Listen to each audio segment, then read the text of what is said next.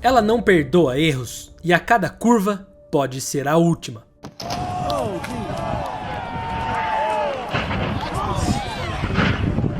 Durante mais de um século, pilotos e engenheiros desafiaram o impossível em busca de um único objetivo: chegar ao topo.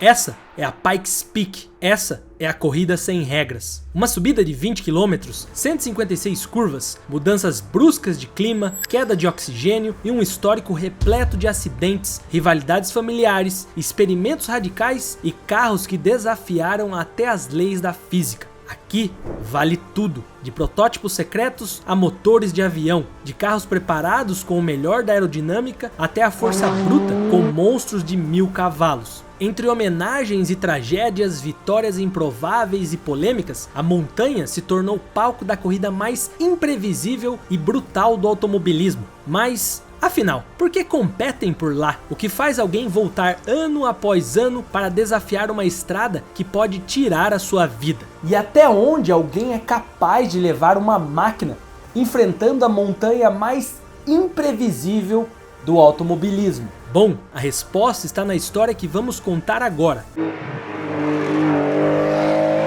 Pikes Peak, a corrida sem regras. Parte 1. Os pioneiros.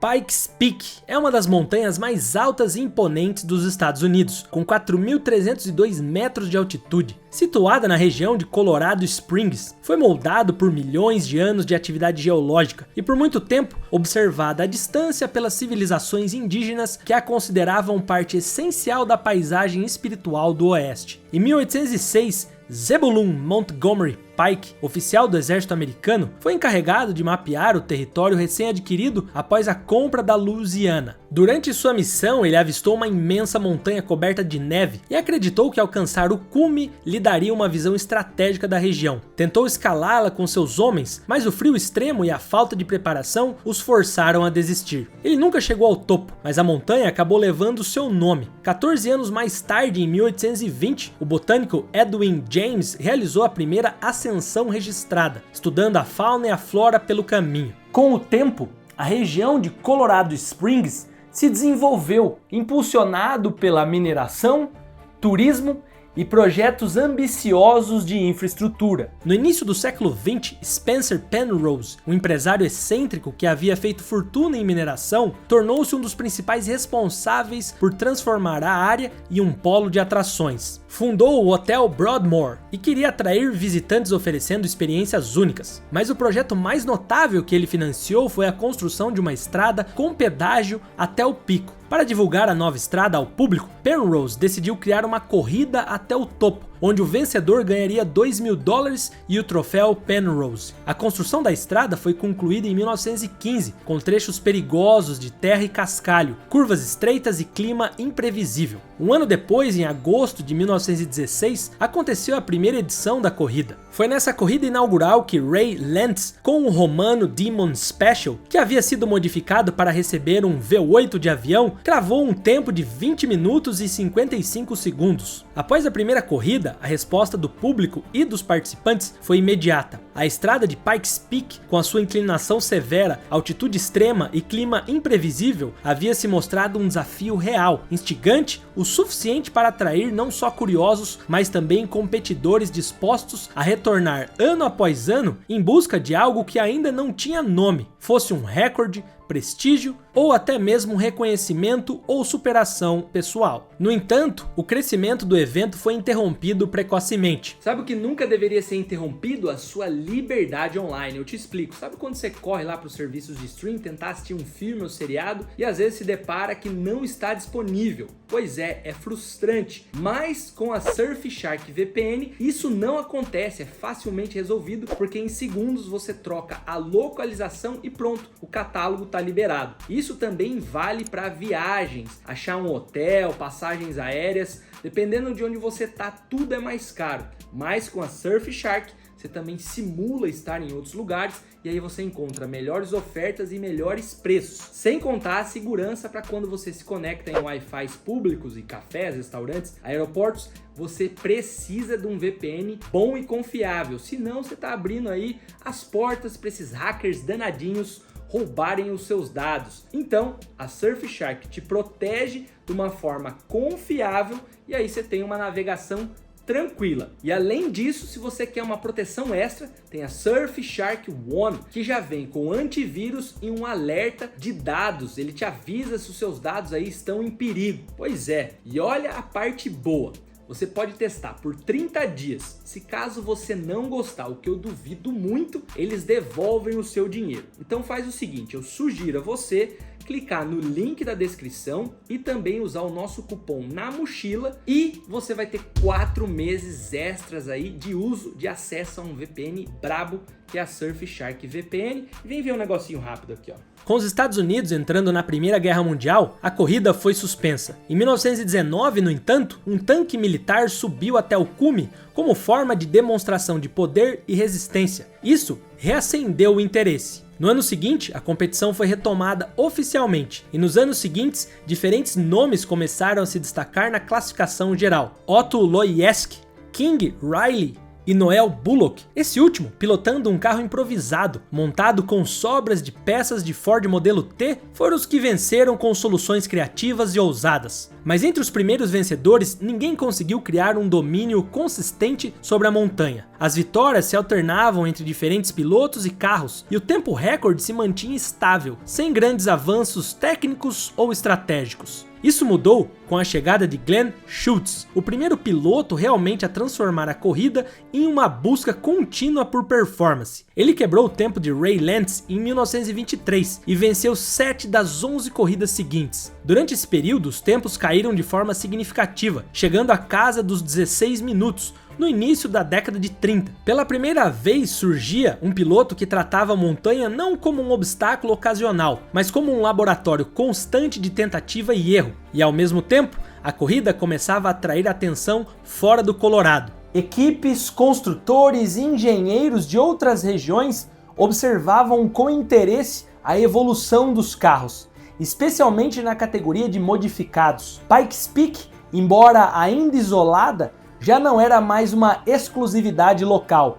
Tinha virado uma vitrine para corajosos e um laboratório para novas tecnologias. No meio desse cenário, uma família imigrante começava a escrever seu próprio capítulo na montanha. Vindos da Suíça para o Colorado, os Unser eram apaixonados por mecânica e velocidade. Em 1915, antes mesmo da estrada estar finalizada, os 3 irmãos, Louis Jr., Joe e Jerry, subiram até o topo da montanha com uma motocicleta equipada com sidecar, tipo essa aí que está aparecendo na tela. A participação dos Unser nas primeiras provas foi discreta, mas regular, então era apenas questão de tempo até que um deles encontrasse o carro certo, o momento certo e a coragem necessária para se tornar referência na montanha. O primeiro a encontrar essa tal oportunidade foi Louis Unser Jr. Depois de acumular segundos e terceiros lugares, ele venceu pela primeira vez em 1934, pilotando um Stutz e registrando o tempo de 16 minutos e 1 segundo. Embora a edição única de 35 tenha sido voltada exclusivamente a caminhões pesados, a corrida voltou com força total nos anos seguintes. Louis venceu de 36 a 1939, sempre ajustando sua técnica e modificando seus carros, ora adaptando motores aeronáuticos, ora redesenhando suspensões para lidar com o cascalho irregular. A década de 40 começou com o domínio sendo brevemente interrompido por Al Rogers, outro nome que passaria a marcar presença constante na prova. Mesmo assim, Louis voltou a vencer em 41, porém forças maiores suspenderam o calendário. Com o envolvimento dos Estados Unidos na Segunda Guerra Mundial, a corrida foi pausada entre 42 e 45. Com o fim do conflito, a prova foi retomada e Louis, agora com mais de 50 anos, voltou a competir e a vencer. Ele conquistou os eventos de 46 e 47, dessa vez dirigindo um Maserati adaptado. A disputa entre Louis e Al Rogers continuou acirrada até o fim da década, culminando em tempos cada vez mais baixos e estratégias de pilotagem mais refinadas. Mas a nova geração já estava pronta para assumir a montanha. Em 54, a barreira dos 14 minutos foi superada por Keith Andrews, sinalizando uma nova fase na evolução técnica dos carros. Em 56, o nome Unser estava de volta ao topo, mas dessa vez não era Louis, e sim Bob Unser, filho de Jerry, sobrinho de Louis. Bob era extremamente habilidoso e venceria novamente em 58 até 1963. Além disso, ele quebrava o recorde ano após ano, 5 vezes seguidas, reduzindo o tempo para 12 minutos e 5 segundos. Nessa altura, todos questionavam quem poderia parar o reinado de recordes de Bob. Ninguém menos que seu próprio irmão mais novo, Al. Embora em 56 e 68, Bob voltasse a vencer e tivesse levado o recorde a outro marco, uma tarefa que se tornaria cada vez mais difícil, só que dessa vez cravando 11 minutos e 58 segundos. Como muitos pilotos dessa história, Bob era piloto de alto calibre, tanto na montanha quanto fora dela, e venceu a Indy 500 e a corrida até o topo em 68. Durante sua carreira, tornou-se amigo próximo do lendário piloto Mario Andretti e conseguiu convencê-lo a ir até a montanha. Apesar das instruções de Bob, Mario teve problemas técnicos em 67 e 68 e percebeu que nunca conseguiria vencer Bob de qualquer maneira. Bob decidiu então entrar na categoria Stock Car no ano seguinte e deixou Mario, recém-saído de uma vitória na Indy 500, ter a chance de se tornar o rei da montanha. Mario aproveitou ao máximo a oportunidade e adicionou uma vitória em Pikes Peak ao seu extenso currículo, livre para seguir em frente rumo a outros desafios como o campeonato de Fórmula 1. Já Bob também queria a vitória na categoria Stock Cars. O Torino, que ele estava pilotando,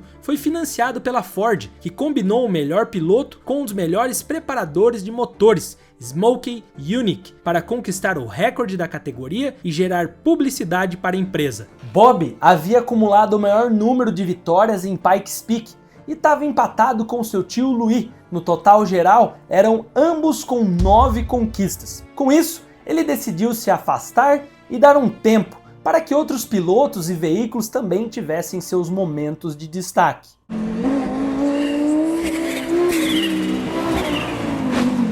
Parte 2. Nas nuvens, mais rápido.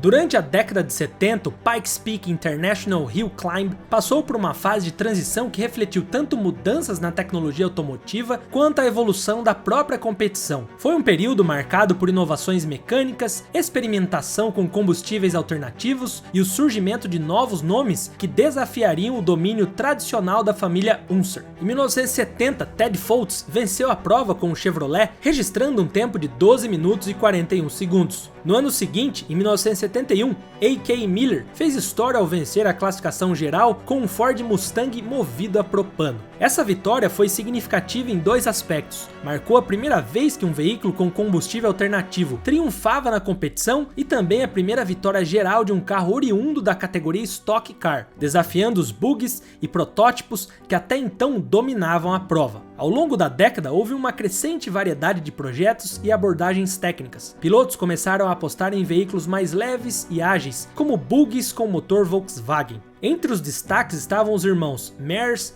Roger e Rick, que construíram reputações sólidas com desempenhos consistentes. Roger Mears venceu em 72 e 73 com um bug Volkswagen, utilizando leveza e tração em cascalho com vantagem competitiva. Já Rick, que mais tarde teria uma carreira lendária na IndyCar, venceu em 76 com um Porsche modificado, ampliando ainda mais a diversidade técnica da prova. Esse período também foi marcado por melhorias no cronômetro e na organização geral do evento. A estrutura de classes foi reformulada, permitindo maior participação de carros modificados e incentivando o desenvolvimento de soluções técnicas ousadas. Nos anos finais da década, os tempos começaram a cair de maneira expressiva. Em 79, Dick Dodge Jr. registrou um tempo de 11 minutos e 54 segundos pilotando um Hell's Coyote equipado com o motor Chevrolet. Esse resultado simbolizava os avanços em chassi, suspensão e aerodinâmica que começavam a mudar a abordagem de engenharia aplicada à subida. Na década de 80, a corrida passou por um novo ciclo com quase 300 carros participando anualmente. Com a diversidade vieram também os avanços técnicos. Carros começaram a ser desenvolvidos exclusivamente para a subida, como os Wells Coyote, projetados com chassi tubular para melhor tração e leveza. Mesmo assim, levou mais de uma década até que o recorde de Bob fosse batido por menos de um segundo por Dick Dodge Jr. A corrida parecia ter entrado em uma certa estabilidade, mas em 1984 a montanha foi surpreendida por Michel Mouton, que iria pilotar oficialmente pela Audi.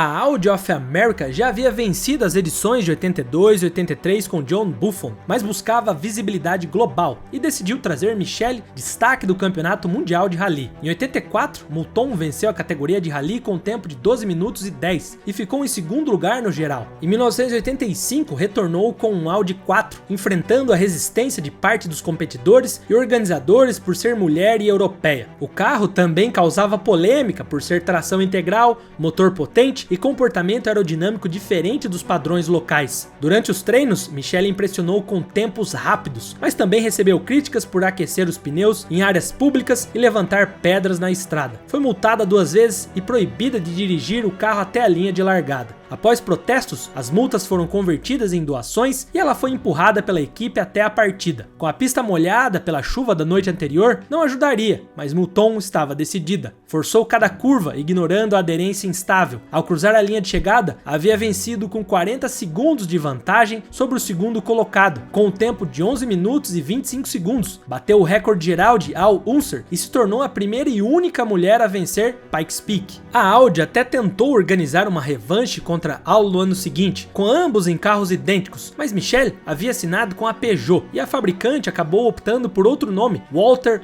Hoare. Mas antes que Walter subisse a montanha, um outro Unser ainda voltaria aos holofotes. Bob, agora aos 52 anos. Aposentado, ele havia colaborado com a Audi em testes de alta velocidade em Talladega. A fabricante queria usar sua imagem nos materiais de divulgação, mas Bob não havia assinado nada em contrato. Em troca, pediu para correr com o carro na montanha.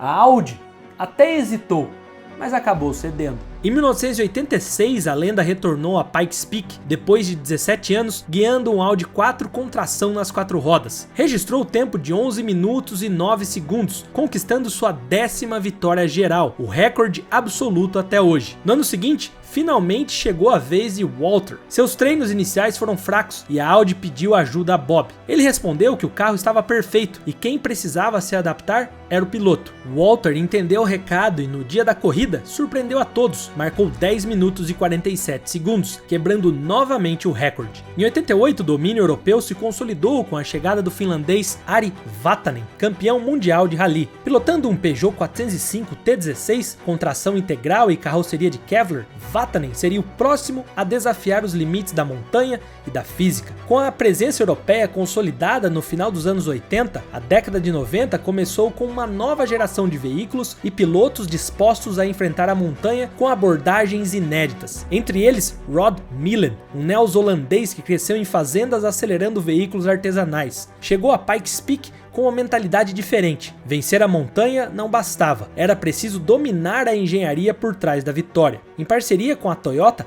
Millen desenvolveu um dos carros mais radicais da história de corrida, um Celica com chassi tubular, carroceria de fibra de carbono e um motor de 850 cavalos. A equipe trabalhou com especialistas da IndyCar para otimizar a aerodinâmica do veículo, projetando o carro para gerar quase 1 tonelada de downforce a 160 km por hora. Porém, o carro iria exigir extrema precisão. Se o ângulo de deriva ultrapassasse 15 graus, a força aerodinâmica despencava. Mesmo assim, Millen se adaptou e transformou o risco em vantagem. Em 94, após uma sequência de voltas rápidas durante os treinos, Millen superou diversos favoritos, incluindo Rob Unser, e registrou 10 minutos e 4 segundos. Foi a primeira vez de uma fabricante japonesa em Pikes Peak e o início de uma nova era na competição, e com a Toyota vieram outras. A Suzuki vinha desenvolvendo veículos experimentais desde 1989, começando com o pequeno Cultus, que parecia inofensivo, até que recebeu 2 motores, um para cada eixo, somando quase 700 cavalos. O peso era inferior a 900 kg,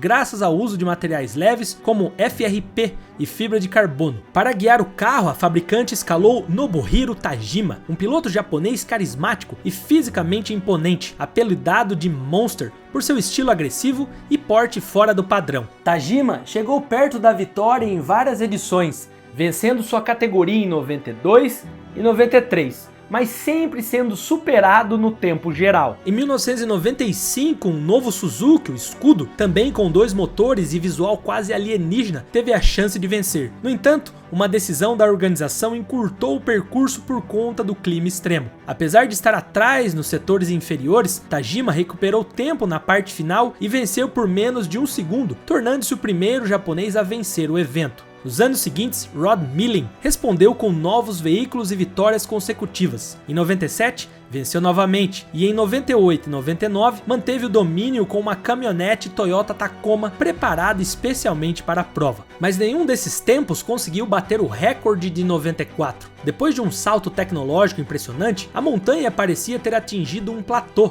Os carros eram cada vez mais velozes, mas as condições da pista não acompanhavam a evolução. E foi nesse momento que a própria montanha começou a cobrar o preço do progresso. Com o crescimento do turismo e o aumento de número de veículos subindo a estrada de terra, começaram a surgir preocupações ambientais. Grupos como o Sierra Club entraram com ações judiciais contra o condado de El Paso, alegando que a estrada violava a lei de água limpa devido à erosão do cascalho e à poluição dos cursos de água. Em 96, tentativas foram feitas para conter os danos, mas o uso de estabilizadores químicos no solo não foram eficazes. A solução definitiva, ainda que impopular entre os pilotos, foi a pavimentação completa da estrada. O plano foi aprovado e a partir de 2002, trechos começaram a ser asfaltados, fragmentando a característica original da pista. Pilotos como Rod Milling se opuseram publicamente à decisão. Para eles, a montanha de cascalho era a parte essencial da identidade de Pikes Peak. A tração, a poeira, os saltos e a instabilidade eram elementos que diferenciavam a prova de qualquer outra no mundo. Mas a mudança era inevitável. A cada edição, os competidores precisavam adaptar seus carros e estilo de pilotagem a um traçado híbrido, parte asfalto, parte terra. Os carros ficavam instáveis nas transições de piso e os tempos oscilavam com mais frequência. E isso gerava acidentes em pontos onde, historicamente, não havia riscos. Oh, there he goes. Oh my gosh.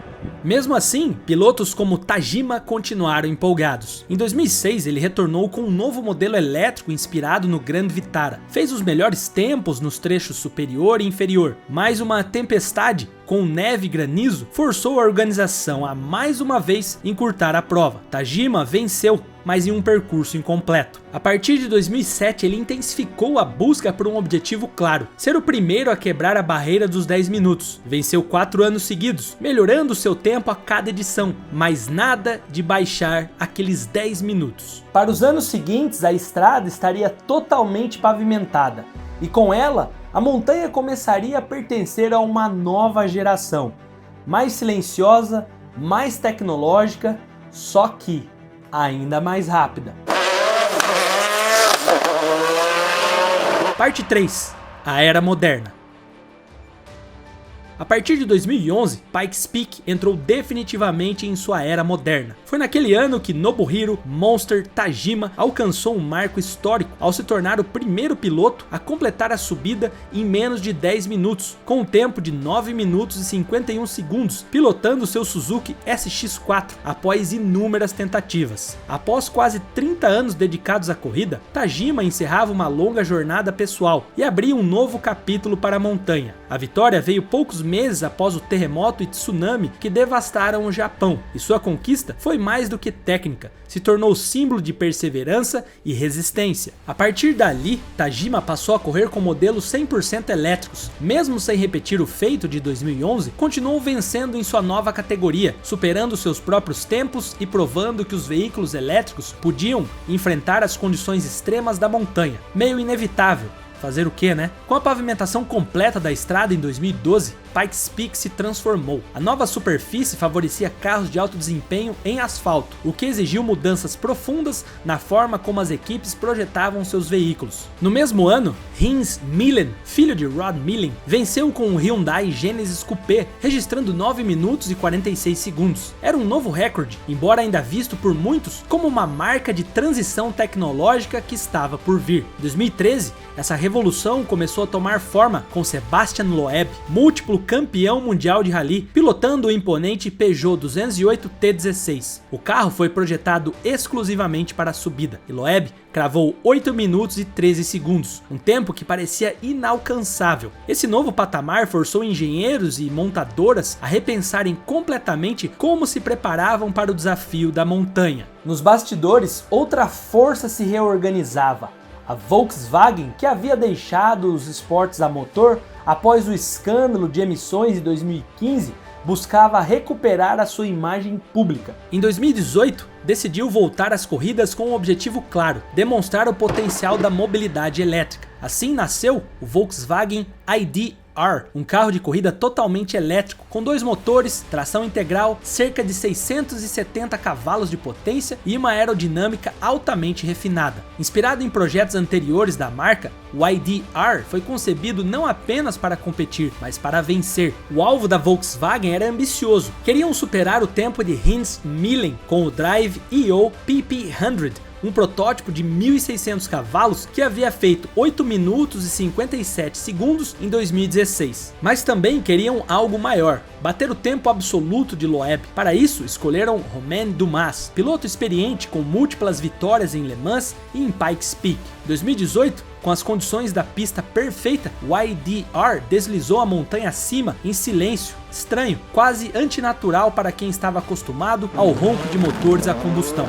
Dumas pilotou com precisão cirúrgica e, ao cruzar a linha de chegada, marcou 7 minutos e 57 segundos. Pela primeira vez, a barreira dos 8 minutos havia sido quebrada, e não por um carro movido a combustão, mas por um elétrico. O recorde permanece até hoje como o mais rápido já registrado na história da prova. A conquista da Volkswagen não foi apenas simbólica, foi uma prova concreta de que os carros elétricos tinham sim as suas vantagens, como potência constante em grandes altitudes, onde os motores a combustão perdem eficiência devido à menor concentração de oxigênio, tornava-os mais estáveis e previsíveis ao longo dos 20 km e 156 curvas da prova. Com o sucesso do ID.R, outras equipes seguiram o mesmo caminho. A partir de 2019, os carros elétricos passaram a figurar com mais frequência entre os principais tempos gerais. Robin Schultz, por sua vez, destacou-se com o protótipo Wolf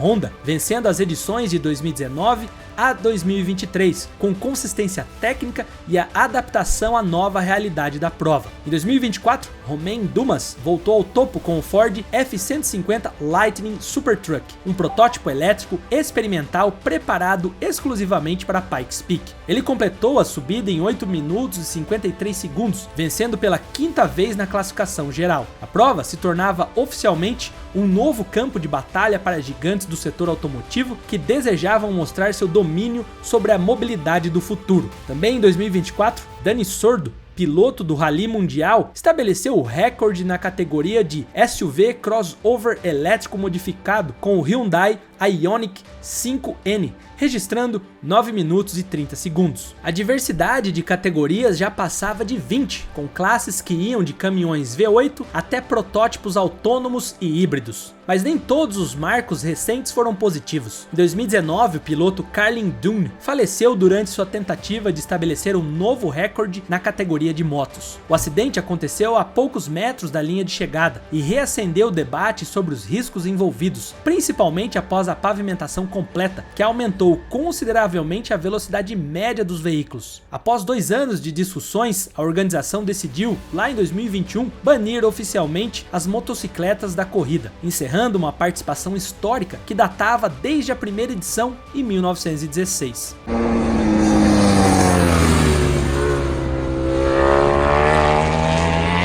Hoje, Pikes Peak é reconhecida não apenas como uma das corridas mais perigosas do mundo, mas também como um laboratório vivo de inovação extrema. A ausência de regulamentos rígidos permite que engenheiros testem ideias que não teriam espaço em categorias tradicionais e que pilotos se reinventem diante de condições que mudam a cada curva, por altitude, temperatura ou aderência. Ainda que os sons metálicos dos motores a combustão estejam sendo substituídos por zumbidos elétricos sem graça, a essência permanece. Pikes Peak nunca foi apenas sobre velocidade, sempre foi sobre adaptação, engenhosidade e, acima de tudo, coragem. E a cada ano, novos recordes são perseguidos. E por falar em recordes, e quando alguns malucos decidem enfrentar a lei, a polícia, para cruzar os Estados Unidos em uma das corridas mais antigas do mundo? Você já ouviu falar da corrida Cannonball? Pois é, você vai pirar com essa outra história aí. Se ajeita que eu te vejo já em 5 segundos com essa maluquice que tá passando na sua tela.